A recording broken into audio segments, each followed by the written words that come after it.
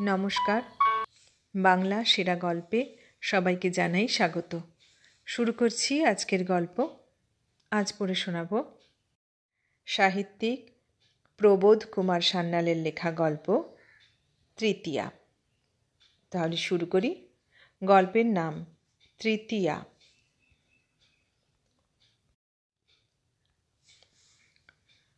প্রথম বিবাহ যখন হয় তখন প্রথম যৌবনের সমারোহ।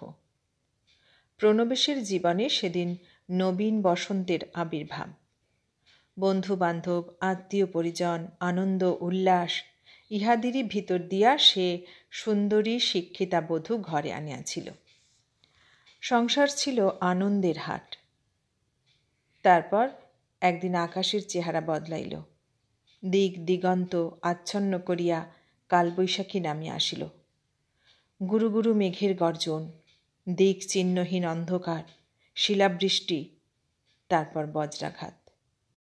শাঁখা ও সিঁদুর পরিয়া প্রণবেশের প্রথম স্ত্রী বিদায় লইল।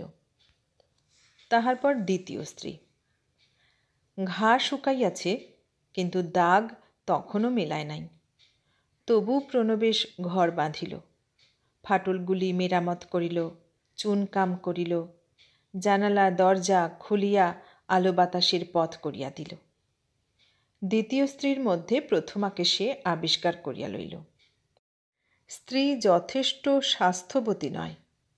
1 বৎসর কায়ক্লেশে ঘর করিয়া অবশেষে সে শয্যা গ্রহণ করিল। শয্যা সমেতই প্রণবেশ একদিন তাহাকে ট্রেনে করিয়া বাপের বাড়ি লইয়া গেল। ফিরিবার সময় দেখা গেল স্ত্রী তাহার সঙ্গে নাই, প্রণবেশ একা। অশ্রুসিক্ত তাহার মুখ। সেই হইতে কয়েক মাস সে অসহ্য যন্ত্রণার মধ্যে দিন কাটাইয়াছে। সুশিক্ষিত, সচ্চরিত ও সদ্বংশের সন্তান, জীবনে সে অন্যায় করে নাই। জীবন বিধাতাকে সে কোনোদিন অপমানও করে নাই। তবু সে পথে পথে ঘুরিয়াছে।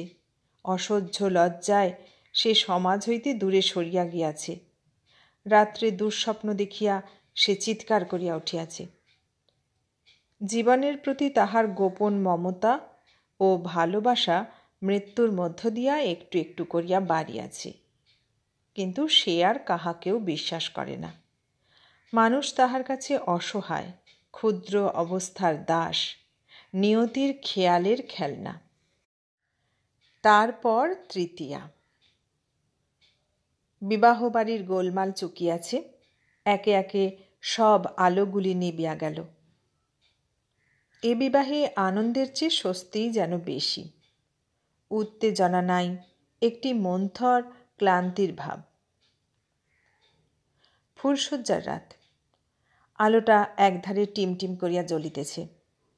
আর কয়েক মিনিটের মধ্যে নেবিয়া যাইতে পারে। ঘরের বাহিরে আড়ি পাতিবার মতো মানুষ কেহ নাই। না আছে কাহারও ধৈর্য, না আছে অভিরুচি। ঘরের উত্তর দিকে দাঁড়াইয়া প্রণবেশ জানালার বাহিরে শুক্লা রাত্রির দিকে তাকাইয়াছিল। ঘরের দক্ষিণ দিকে দরজার কাছে সুললিতা মাথা হেঁট করিয়া বসিয়া। দেখিলে মনে হয় একজনের কথা ফুরাইয়া গেছে, আর একজনের কথা আরম্ভ করিবার পথ নাই। ঘরের মাঝখানে খাটের উপর শয্যা রচনা করা ছিল। সুললিতা একসময় উঠিয়া আসিয়া এক পাশে শুইয়া পড়িল। বিছানায় শুইয়া জাগিয়া থাকিবার অভ্যাস, সে ঘুমাইবার চেষ্টা করিতে লাগিল। প্রণবেশ তাহার দিকে একবার তাকাইল। তারপর অত্যন্ত স্নিগ্ধ কণ্ঠে দূর হইতেই বলিল, চোখে লাগছে? আলোটা নিভিয়ে দেব? সুললিতা স্পষ্ট কণ্ঠে কহিল, না। এমন সহজ ও পরিচ্ছন্ন গলার আওয়াজ প্রণবেশ জীবনে শোনে নাই। সে চুপ করিয়া রহিল। অনেকক্ষণ কাটিয়া গেল। প্রণবেশ ক্লান্ত হইয়া জানালার কাছ হইতে সরিয়া আসিল। খাটের কাছাকাছি আসিয়া কহিল, সারাদিন উপবাস গেল, কত কষ্ট হয়েছে। কিছু খেলে হতো না? সুললিতা মাথা তুলিয়া সামান্য একটুখানি হাসিল। তারপর কহিল, একদিন না খেলেও মানুষ বেঁচে থাকে। বলিয়া সে পাশ ফিরিয়া চোখ বুজিল। কুণ্ঠায় ও সংকোচে প্রণবেশ ধীরে ধীরে খাটের নিকট হইতে সরিয়া গেল। সকালবেলা উঠিয়া যে যার কাজে নামিল। বেলা বাড়িল, কিন্তু নূতন বউ আর উঠিতে চায় না। পিসিমা একবার মুখ বাড়াইয়া দেখিয়া গেলেন বউ নাক ডাকাইয়া ঘুমাইতেছে। প্রণবেশ বাহির হইয়া গিয়াছিল। ফিরিয়া আসিয়া অপ্রস্তুত হইয়া এদিক ওদিক ঘুরিয়া বেড়াইল, কিন্তু সুললিতা আর জাগে না। প্রণবেশ একসময় ঘরে ঢুকিয়া অতি সন্তর্পণে বার দুই ডাকিল। চোখ রগড়াইয়া উঠিয়া সুললিতা কহিল, কেন? নূতন বধূর মুখের সহিত সে মুখের চেহারা মেলে না। প্রণবেশ অপ্রস্তুত হইয়া একটু হাসিবার চেষ্টা করিল। পরে কহিল, এমনি ডাকছি, এ কদিন বোধহয় তুমি ঘুমোতেই পাওনি। তা জেনেও আবার ডাকা হলো কেন? বলিয়া গম্ভীর হইয়া সুললিতা বিছানা ছাড়িয়া উঠিয়া আসিল। মনে হইল ঘুম ভাঙাইলে সে অকারণে চটিয়া যায়। এই মেয়েটির দিকে অগ্রসর হইতে কোথায় যেন একটি ভয়ানক বাধা আছে। প্রণবেশের ধারণা হইল সে পথ ভয়ানক দুর্গম, অতিরিক্ত কণ্টকাকীর্ণ। নারী কেমন করিয়া নিঃশ্বাস ফেলে তা পর্যন্ত প্রণবেশের জানিতে আর বাকি নাই। কাপড় কাচিয়া সুললিতা ঘরে ঢুকিতেই প্রণবেশ বাহির হইয়া গেল। পিসিমা জলখাবার লইয়া আসিলেন। মনে হইল সুললিতা যেন তাহাকে দেখিতেই পায় নাই। পিছন ফিরিয়া সে চুল আঁচড়াইতে লাগিল। বৌমা! সুললিতা ফিরিয়া তাকাইল, তারপর কহিল, রাখুন না ওইখানে, আমি এখন মাথা আঁচড়াচ্ছি। পিসিমা কহিলেন, মুখখানি তোমার শুকিয়ে আছে, আগেই খেয়ে নাও মা। না, পরে খাবো, আপনি রাখুন ওইখানে। পিসিমা কহিলেন, আচ্ছা আচ্ছা, তাই খেও মা, এই রইল জল, পরেই খেও। আমি ভাবছিলাম। বলিতে বলিতে তিনি সস্নেহ হাসি হাসিয়া বাহির হইয়া গেলেন। পরিবারের মধ্যে অনেকেই ছিল, কিন্তু তাহারা কেহই নবপরিণীতা বধূর ভাবগতিক বুঝিতে না পারিয়া পরস্পর মুখ চাওয়াচাই করতে লাগিল। অথচ বলিবার এবং অভিযোগ করিবার কী বা আছে?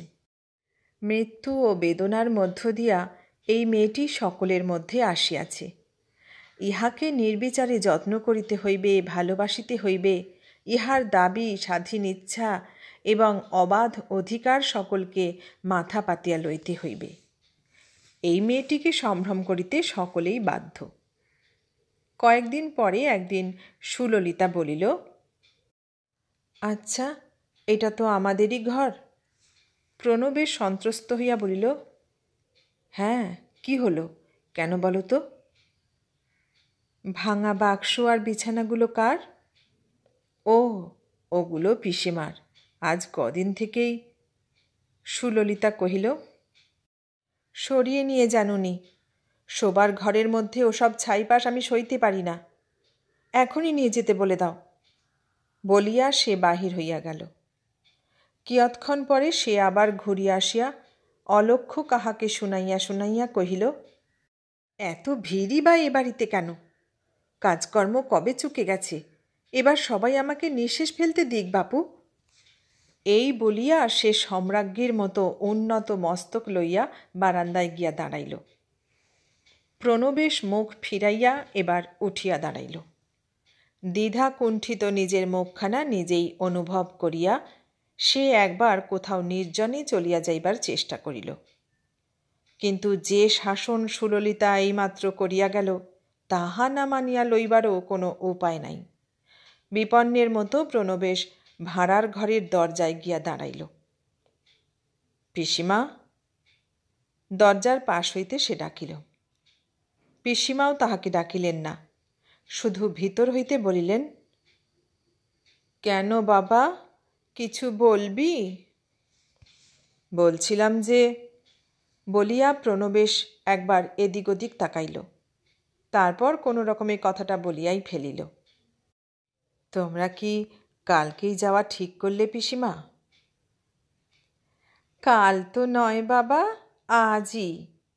কথাগুলি ছাড়াও আরেকটি শব্দ পিসিমার মুখ দিয়া বাহির হইয়া আসিল। সম্ভবত সেটি তাহার তীক্ষ্ণ হাসির একটি শিখা। প্রণবেশ কহিল, আজকেই? হ্যাঁ বাবা, আজকেই। সেখানে সংসার ফেলে এসেছি, না গেলে আর চলছে না। আমি গাড়ি ডাকতে পাঠিয়েছি বাবা। গাড়ি আসিল। ছেলেপুলের সঙ্গে করিয়া পিসিমা বিদায় লইলেন। ইতিমধ্যে আর সকলেই চলিয়া গিয়াছেন। বাকি ছিলেন ছোট মাসিমা। একটি ছেলে ও একটি মেয়েকে লইয়া রাত্রের গাড়িতে তিনি সেদিন কাশী রওনা হইলেন। নারীর গোপন আত্মপরতা প্রণবেশের চোখ এড়ায় না, কিন্তু সে চুপ করিয়া রহিল। অনাদর করিয়া সে ভুল করিবে না, অশ্রদ্ধা করিয়া সে অশান্তি আনিবে না। চুপ করিয়া তাহাকে থাকিতেই হইবে।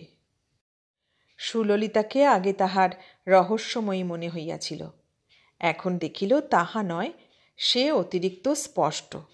তাহাকে বুঝিবার জন্য চোখ খুলিয়া থাকিলেই হয়, পরিশ্রম করিতে হয় না। তবু তৃপ্তি। মরুভূমির ভয়াবহতা কেমন এ কথা প্রণবেশের চেয়ে আর কে বেশি জানে। তাই সে তৃপ্তি পাইয়াছে শ্যামলতার আস্বাদ পাইয়া। চক্ষু আর তাহার জ্বালা করে না, বরং একটি অলসতার আবেশে ভারী হইয়া আসে। রাস্তায় বেড়াইয়া ঘুরিয়া আপন মনে টহল দিয়া বাড়ি ফিরিতে তাহার একটু রাতই হয়। সিঁড়ি দিয়া উঠিয়া আসিয়া সে পা টিপিয়া টিপিয়া সেদিন ঘরে ঢুকিল। ভাবিল সুললিতাকে একটু চমকাইয়া দিতে হইবে, কিন্তু কৌতুক করা আর তাহার হইয়া উঠিল না। জানালার ধারে সুললিতা বসিয়াছিল, মুখ ফিরাইয়া একবার তাহাকে দেখিল।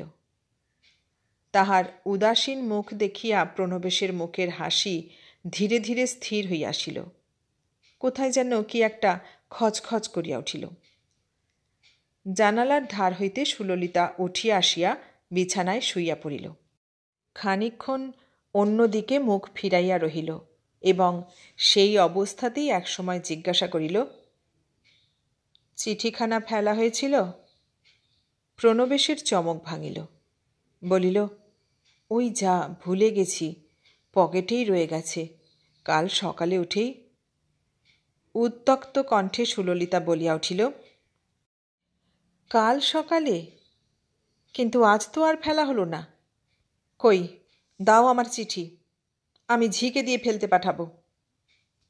প্রণবেশ নিঃশব্দে চিঠি বাহির করিয়া দিল। হাতে লইয়া সুললিতা কহিল, খুলেছিলে তো?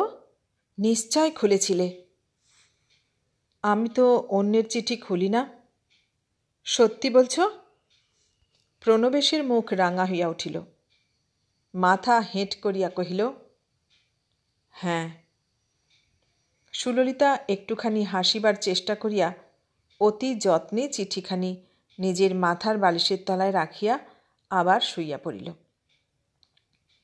রাত জাগিয়া প্রণবেশের পড়াশোনা করার অভ্যাস। টেবিলের উপর আলোটা ঠিক করিয়া লইয়া সে চেয়ার টানিয়া বসিল। এই পড়াশোনা অনেক দিনের অনেক অবস্থা হইতে তাহাকে মুক্তি দিয়াছে। এমন সময় জিজ্ঞাসা করিল, তুমি খেয়েছ সুললিতা? সুললিতা তাহার এ কথার জবাব দিল না। বাঁ হাত বাড়াইয়া অন্যদিকে মুখ ফিরাইয়া কেবল কহিল, খাবার ঢাকা আছে ও কোণে, খেও। আর কেহ কোনো কথা কহিল না। শুধু টেবিলের উপর টাইম পিস ঘড়িটা টিকটিক করিয়া শব্দ করিতে লাগিল। একখানি বই মুখের কাছে খুলিয়া প্রণবেশ কি করিতেছে তাহা সে নিজেই জানে না। হয়তো বইয়ের অক্ষরগুলির দিকে তাকাইয়া সে ভাবিতেছিল, এমনি করিয়াই তাহার প্রত্যেকটি দিন প্রত্যেকটি রাত কাটিবে। আলো জ্বলিতেই লাগিল, কিন্তু বই হইতে সে মুখ তুলিল না, হাত পা নাড়িল না, চোখের পলক ফেলিল না। সুললিতা একটু নড়িয়া চড়িয়া উঠিল। তারপর কহিল, ও বাড়ির মেজ বউটা আজ এসেছিল আমার কাছে। ছুরির কি অঙ্কার গো! ওসব সাপের হাঁচি আমি চিনতে পারি। আমর দিলাম আচ্ছা করে শুনিয়ে, আমি কারো তক্কা রাখিনি। প্রণবেশ একবার মুখ তুলিয়া চাহিল, কিন্তু কিছু বলিল না। শুধু তাহার সত্যবাদী মন বলিয়া উঠিল, এ মেয়েটির অন্তরে আভিজাত্যও নাই, ঐশ্বর্যও নাই। স্বামীর নিকট হইতে কোনো উত্তর এবং সমর্থন না পাইয়া সুললিতা একবার ভ্রূকুঞ্চন করিল, তারপর গুছাইয়া পাশ ফিরিয়া চোখ বুজিল। অনেকক্ষণ পরে প্রণবেশ উঠিল। ঘরের এক কোণে খাবার ঢাকা ছিল, সরিয়া গিয়া খাবারের ঢাকা খুলিল, কিন্তু কি জানি আহার করিবার তাহার রুচি ছিল না। সে আবার উঠিয়া বাহিরে চলিয়া গেল। অভিমান সে করিতে পারে, কিন্তু করিবে কাহার উপর? বাহিরে অনেকক্ষণ পায়চারি করিয়া সে আবার আসিয়া ঘরে ঢুকিল। আলোতে বোধ করি তেল ছিল না, ধীরে ধীরে নিবিয়া আসিতেছে। জানালার বাহির হইতে চাঁদের আলো স্পষ্ট হইয়া বিছানার উপর আসিয়া লাগিয়াছে। খাটের কাছে গিয়া প্রণবেশ দাঁড়াইল। সুললিতা এবার সত্যই ঘুমাইয়া পড়িয়াছে। প্রণবেশের মনে হইল, ঘুমাইলে তাহার মনের মালিন্য মুখের উপর ফুটিয়া ওঠে না। মুখ তাহার সত্যিই সুন্দর।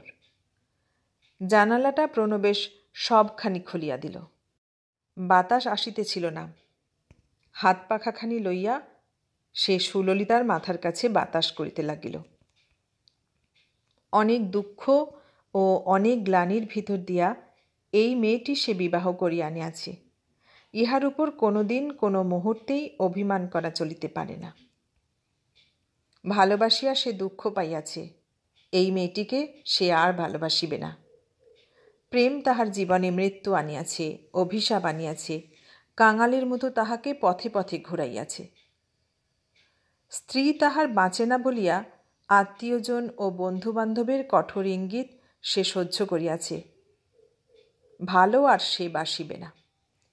স্ত্রীর সহিত তাহার এবারের সম্পর্ক হইবে প্রেমের নয়, মমতা, দাক্ষিণ্য ও সহানুভূতির।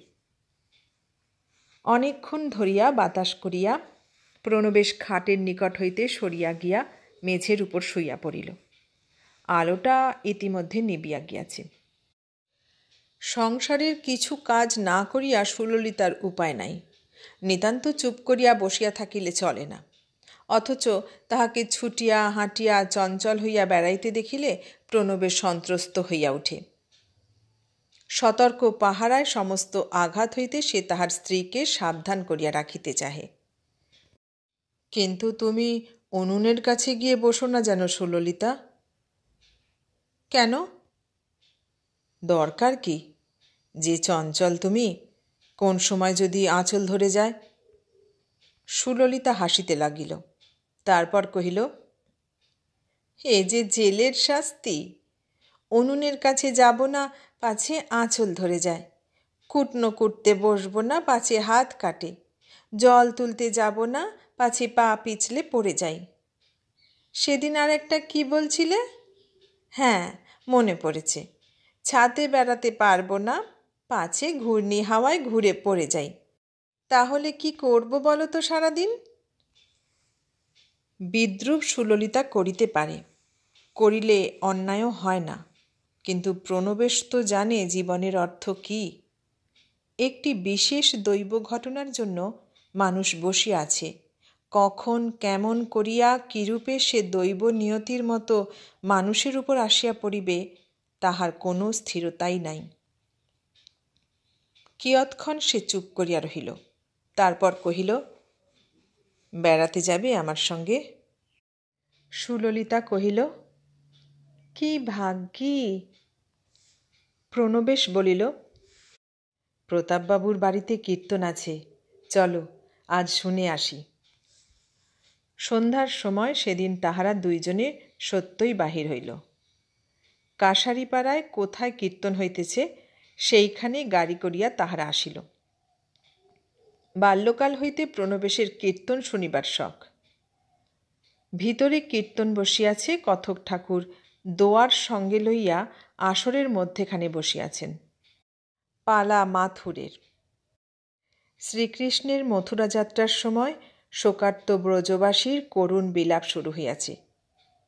উদ্ভব আনিয়াছে সংবাদ, অক্রূর আনিয়াছে রথ। আসন্ন প্রিয় বিরহে বিবশা ব্যাকুল শ্রীমতী ধুলায় ধূসরিতা। কথক ঠাকুর মধুর কণ্ঠে ও সুললিত ভাষায় সমস্ত বর্ণনা করিতেছেন। নিস্তব্ধ আসরে সকলেই উদ্বেলিত অশ্রুতে কীর্তন শুনিতেছিল। স্ত্রী পুরুষ বালক বৃদ্ধ সুন্দর কথকতায় মুগ্ধ হইয়া মাঝে মাঝে চোখের জল মুছিতেছিল। প্রণবেশের নিঃশ্বাসও ভারী হইয়া আসিয়াছিল। তাহার মন বড় নরম।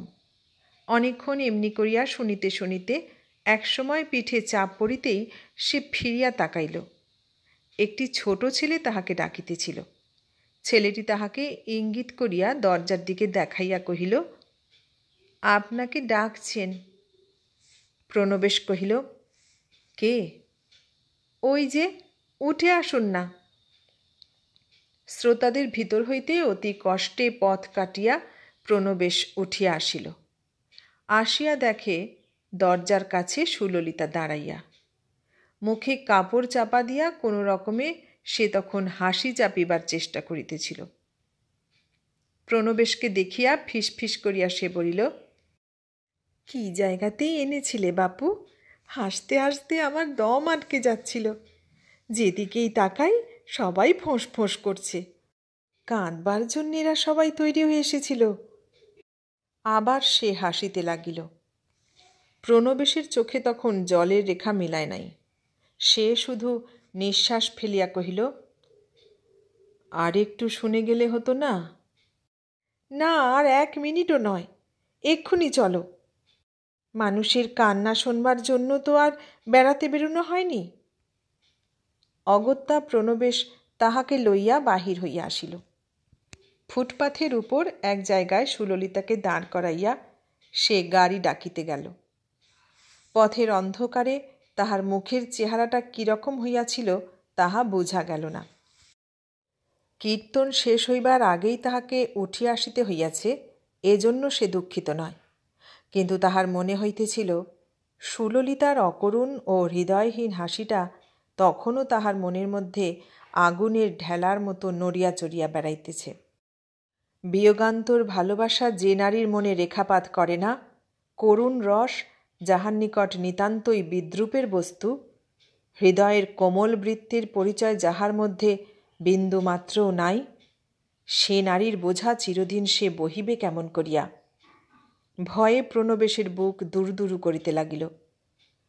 গাড়িতে বসিয়া কেহ কাহারও সহিত কথা কহিতেছিল না। কেবল একবার সুললিতা কীর্তনের আসরের দৃশ্য স্মরণ করিয়া সশব্দে হাসিয়া উঠিতে লাগিল। সে রাত্রে প্রণবেশ স্বচ্ছন্দে ঘুমাইতে পারে নাই। বাড়িতে অনেক দিন হইতে তাহাদের কয়েকটি পাখি পোষা ছিল। নিচে ভাঁড়ার ঘরের সম্মুখে মনুয়া পাখির একটা বড় খাঁচা অনেক দিন হইতেই এ বাড়িতে রহিয়াছে। পাখিগুলি প্রণবেশের আদরের। সুললিতা ইচ্ছা করিয়াই তাহাদের নিয়মিত আহার পরিবেশন করিবার ভার লইয়াছিল। সেদিন উদ্বিগ্ন হইয়া আসিয়া প্রণবেশ কহিল, ইস, ভারী অন্যায় হয়ে গেছে। পাখিগুলোর কি অবস্থা হয়েছে দেখেছ সুললিতা? সুললিতা একবার থমকিয়া দাঁড়াইল। তারপর একটুখানি অপ্রতিভ হইয়া কহিল, ও, ওদের কদিন খাবার দেওয়া হয়নি বটে, চলো যাচ্ছি। বলিয়া সে নিতান্ত উদাসীনের মতো বিছানা গুছাইয়া খাবার লইয়া নিচে নামিয়া আসিল। আসিয়া দেখে 2-3 দিন অনাহার সহিতে না পারিয়া 5-6টি পাখি ইতিমধ্যেই মরিয়া গিয়াছে, বাকি কয়েকটি ধুঁকিতেছে। প্রণবেশ তাহার মুখের দিকে একবার তাকাইয়া ধীরে ধীরে একটা বড় নিঃশ্বাস শুধু ফেলিল, কথা কহিল না। সুললিতা বলিল, বাবারে, কি ক্ষণজীবী এরা! 2 দিন খাবার দিতে মনে নেই, তাতেই একেবারে বংশলোপ। ধন্য। প্রণবেশ তবুও কথা কহিতেছে না দেখিয়া সে বলিল, এত শিগগির যখন এরা নষ্ট হয় তখন এদের দাম অল্পই। কাল 2 টাকা দেব, গোটা কয়েক পাখি আমায় এনে দিও। প্রণবেশ চুপ করিয়া উপরে উঠিয়া গেল। এমনি করিয়াই তাহাদের দিন চলিয়াছিল। স্বার্থান্ধতার স্পষ্ট রূপ দেখিয়া প্রণবেশ শিহরিয়া উঠিয়াছে। মনের দৈন্য ও দারিদ্র্যের ভয়াবহ পরিচয় পাইয়া ভিতরে ভিতরে তাহার অসহ্য হইয়াছে। অসঙ্গত দাবি ও অনধিকার মন্তব্য শুনিয়া সে ক্ষতবিক্ষত হইয়া উঠিয়াছে, কিন্তু ফাটিয়া পড়িবার সাধ্য তাহার ছিল না। নিষ্ঠুরতা ও কাঠিন্য তাহাকে প্রতিদিন যন্ত্রণা দিতেছিল, কিন্তু প্রতিবাদের ভাষা সে হারাইয়া ফেলিয়াছে। মার্জনা তাহাকে করিতেই হইবে। এমনি করিয়াই তাহাদের দিন চলিতেছিল। শরৎকালের ঋতু পরিবর্তনের সময়টায় সুললিতার একদিন গা গরম হইল। অতিরিক্ত জল ঘাঁটা তাহার অভ্যাস, তাই ঠান্ডা লাগিয়াছে। সারাদিন সে কিছু খাইল না, শুইয়া বসিয়া বেড়াইতে লাগিল। দিন দিনেক পরে সে আর লুকাইতে পারিল না। গা তাহার পুড়িয়া যাইতেছে, মুখ চোখ লাল হইয়াছে, গা ভারী, মাথা তুলিতে পারিতেছে না। ধীরে ধীরে আসিয়া সে বিছানা লইল। বিছানায় শুইয়া সে চোখ বুজিল। প্রণবেশ তাহার দিকে চাহিয়া একসময় একটু হাসিল। সে হাসি সুললিতা দেখিতে পাইল না। পাইলে বুঝিত এ হাসির সহিত পরিচয় তাহার অতি অল্প। কাছে আসিয়া তাহার গায়ে হাত দিয়া প্রণবেশ দেখিল ভয়ানক গরম। তারপর কহিল, নিশ্চয় তোমার বুকেও সর্দি জমেছে নয়? গলাটা ঘর ঘর করছে তো? সে তো করবেই, আমি জানতাম। সুললিতা রাগ করিয়া কহিল, বুকে আমার সর্দি বসেনি। বসেনি? আশ্চর্য! বলিয়া প্রণবেশ উঠিয়া দাঁড়াইল। তারপর আবার একটু হাসিয়া গায়ে জামা ও পায়ে জুতা দিয়া সে ডাক্তার ডাকিতে গেল। ডাক্তার তাহার পরিচিত। দেখা করিয়া সে কহিল, আর একবার এলাম আপনার কাছে ডাক্তারবাবু। এই বলিয়া সে হাসিয়া একেবারে আকুল হইল। ডাক্তার কহিলেন, কি হলো? প্রথমে যা হয় জ্বর, তারপর যা হয় সর্দি, সর্দির পর যা হয় তা আপনি জানেন। জ্বর বোধহয় এখন 2-3 ডিগ্রি, 5 ডিগ্রিও হতে পারে। কোনো ভুল হয়নি ডাক্তারবাবু, ঠিক পথেই চলছে।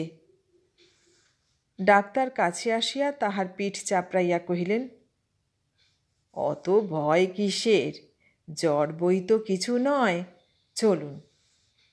মোটরে করিয়া ডাক্তারবাবু আসিলেন। রোগী দেখিয়া তিনি খানিকক্ষণ গম্ভীর হইয়া রহিলেন। মুখ ফুটিয়া কিছু বলিলেন না। মনে হইল তিনি যাহা ভাবিতে ভাবিতে আসিয়াছিলেন তাহা নয়। এ জ্বর অন্য জাতের। এ জ্বরের সহিত যুদ্ধ করিতে হয়। সামান্য সেবায় ইহা শান্ত হয় না। ঔষধ লিখিয়া তিনি যখন উপদেশ দিতে দিতে বাহির হইয়া আসিলেন, তখন প্রণবেশ বলিল, রোগটা শক্ত হলেও বেঁচে যাবে, কি বলেন?